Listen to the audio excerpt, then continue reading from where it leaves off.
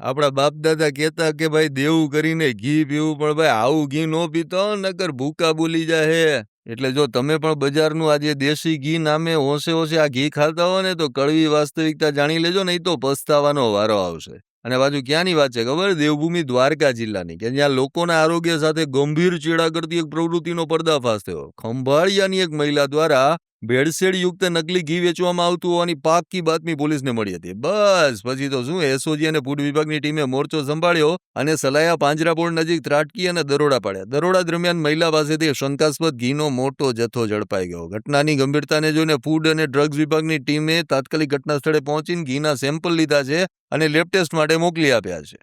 હવે પ્રાથમિક તપાસમાં જ આ ઘી ભેળસેળયુક્ત લાગતા આશરે 9 કિલો જેટલા ઘીનો તો સ્થળ પર જ નાશ કરી દેવાયો છે. અને હાલમાં મહિલાની કડક પૂછપરછ કરવામાં આવી રહી છે અને લેબ રિપોર્ટ આવ્યા બાદ કાયદેસરના પગલાં લેવાશે. ત્યારે તંત્રની આ કામગીરીને જોઈને ભેળસેળ કરનારા હવે ભયથી થરથરવા લાગ્યા છે.